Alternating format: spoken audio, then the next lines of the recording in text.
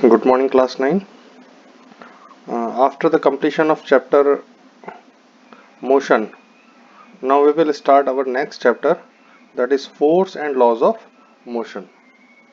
Okay, so after doing this portion, we will do the numerical portion of chapter 1, that is motion. Okay, so first of all, we will introduce force.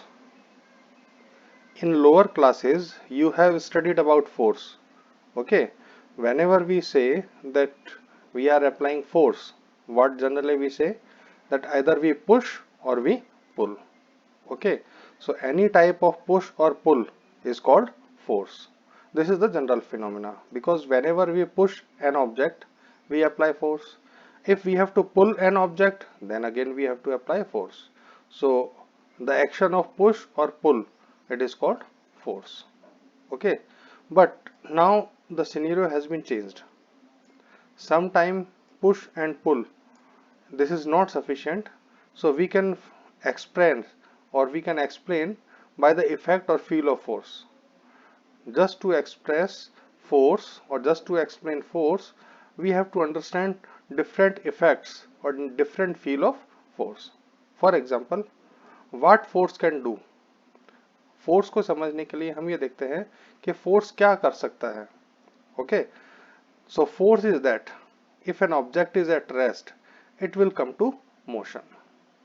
It will come to motion. For example, आपके पास में कोई toy है, आपने उस पर force लगाया, it will start moving, so it will come to motion. If an object is in motion, it may come to rest. For example, there is a moving car and you apply force on brakes, then it will come to rest. Cricket player hits a ball and you just catch the ball, so you are applying force, the ball will come to rest. You are playing football, just by applying force you can bring that ball to rest. Okay, so whenever we apply force, moving object may come to rest. Its direction of motion or velocity may change. आपने देखा होगा, whenever you play cricket, a bowler throws a ball towards you, you hit the ball with the help of bat. आप देखें bat ने क्या किया, the bat changes the direction of motion, and when you hit a ball with the help of bat, you are applying force. So force can change direction of motion also. Force can change speed also, velocity also. It can change velocity also. Okay, object may travel faster or it may travel slower because of force. और ये सब भी ना हो तो it can change the size and shape of object. So sometimes it is not compulsory that object may come to rest, object may come to motion, its direction of motion may change or velocity may change. Force can change the size and shape of object also. Suppose you are having a paper or any rubber ball, just apply force on it, you can see that size or shape of that ball get changed. Okay, so whenever we apply force on an object in such a way that it do not comes to motion, then what happens, its shape and size get changed. तो force क्या करता है, object अगर rest में है तो motion में आ सकता है, मोशन में है तो रेस्ट में आ सकता है, इसकी जो डायरेक्शन है मोशन की वो चेंज हो सकती है, इसकी वेलोसिटी चेंज हो सकती है, मतलब ये स्पीड अप भी कर सकता है और पहले से स्लो भी हो सकता है. And the last one is that force can change the shape and size of object. तो इतने चेंजेस के लिए जो फिजिकल क्वांटिटी रिस्पॉन्सिबल है, that physical quantity is known as force. Okay, that physical quantity is known as force.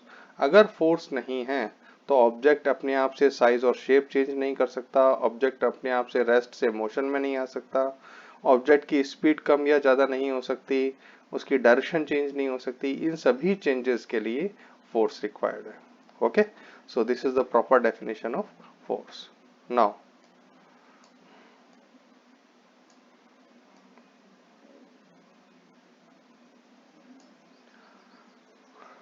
Next, we can classify forces into two parts. One is balanced force. Balanced force ये कब आता है? If various forces are acting on an object and the object is at rest or state of motion, remain unaffected, then the forces are said to be balanced.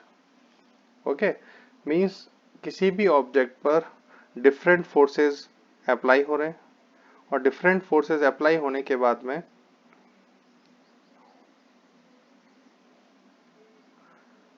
आप देखते हैं कि object की जो पोजीशन है, अगर वो रेस्ट में है तो रेस्ट में रहेगा, और अगर वो मोशन में है तो ये भी अनअफेक्टेड रहेगा। अनअफेक्टेड रहेगा मीन्स जिस सिचुएशन में है उसी सिचुएशन में ये रहता है। इन दैट केस इन सभी फोर्सेस को आप क्या कहेंगे? Balanced forces. Okay, for example a book laying on A table. So this is the book, its weight is acting downward, so book is permanently at rest. It means different forces, they are balancing each other. You can see force exerted by book on table, it is downward. At the same time table also apply force on book, that is known as reaction force, that acts perpendicular to surface and upward direction. Now two forces, they are equal and opposite, so they balance each other. So this book keeps on laying on the table in the same position. ये जो book है वो same position पर रहेगी। आप अगर 3-4 दिन भी इस बुक को पिक ना करें तो ये बुक अपने आप से पोजीशन को चेंज नहीं करेगी। It means different forces acting on this book, they are balanced forces. Similarly, suppose there is an object and it is pulled by two person. एक व्यक्ति इस तरफ फोर्स लगाता है, एक तरफ इस तरफ फोर्स लगाता है। आपने एक गेम खेला होगा रस्साकसी का, जिसमें कुछ लोग इस साइड में फोर्स लगाते हैं, कुछ लोग इस साइड में फोर्स लगाते हैं, but the position of that not remains unchanged. So object is at rest when balanced forces acts on an object.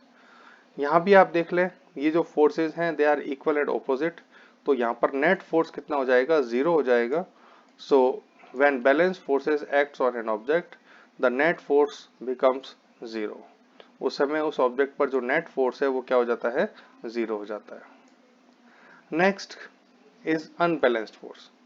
आपने देखा होगा साइकिलिंग, आप अगर साइकिल भी चला रहे हैं, it is also because of balanced forces. आप थोड़ा भी अनबैलेंस होते हैं, you fell on the ground. Okay, so unbalanced forces क्या है? When various forces acts on an object and due to these forces state of rest or motion get changed, then forces are said to be unbalanced. Unbalanced forces में different forces मिल करके किसी particular direction में एक net force apply करेंगे और उसके कारण जो state है, state कौन सी? rest की position या जो motion की जो position है वो change हो जाएगी। रेस्ट की पोजीशन चेंज होने का मतलब है वो रेस्ट से मोशन में आ सकता है, और मोशन की पोजीशन चेंज होने का मतलब है वो मोशन से रेस्ट में भी आ सकता है। उसकी डायरेक्शन चेंज हो सकती है और उसकी स्पीड कम हो सकती है, स्पीड ज्यादा हो सकती है। तो मोशन की स्टेट चेंज होने का मतलब ये सभी चेंजेस हैं। ओके, तो ये सभी चेंज अगर होते हैं then forces are said to be unbalanced. Okay, for example this is an object, one person is pulling the object in this direction and two persons they are pulling the object in this direction. So obviously forces in this direction is more than the forces acting in this direction. So obviously ये दोनों object क्या करेंगे? इसको पुल करेंगे और net movement किस तरफ होगा? This will be the direction of net motion. आप देख सकते हैं पुशिंग ए कार, एक रोड पर कार खड़ी है और आपके 3 और 4 पर्सन्स ने उस पर फोर्स लगाया and car started moving. This is an example of unbalanced force. Okay, तो जब भी unbalanced force होगा तो state of motion change होगी, state of rest क्या होगी? Change होगी। Okay, so an object at rest pulled or pushed in one direction sets the object in motion. This is an example of unbalanced force. क्योंकि उस force को balance करने के लिए कोई दूसरा फोर्स नहीं है, इसीलिए जो ऑब्जेक्ट रेस्ट में था वो किस में आ गया है? मोशन में आ गया है। So this force is known as unbalanced force. Okay, so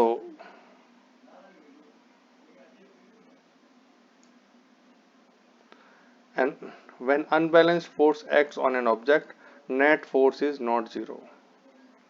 net force is not zero. Okay, यहाँ पे थोड़ा सा करेक्शन है। To change the state of rest and state of uniform motion, यहाँ पर ये नहीं आएगा साइज और शेप, ये नहीं आएगा। ओके, सो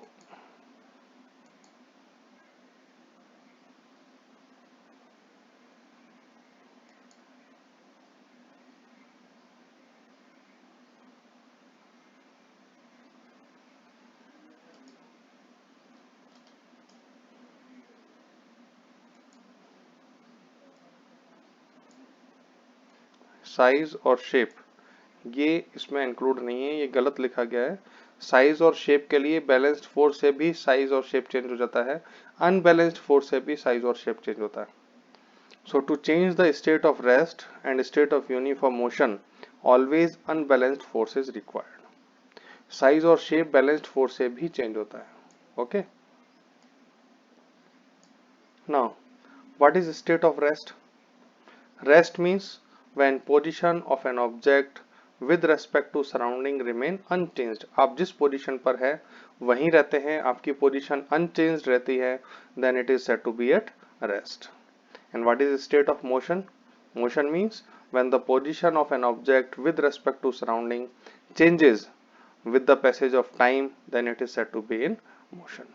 तो टाइम तो लगेगा, with the passage of time होगा, लेकिन सराउंडिंग के रेस्पेक्ट में पोजीशन चेंज होती रहेगी, तब हम उसको क्या कहेंगे? Then the object is said to be in motion. Okay,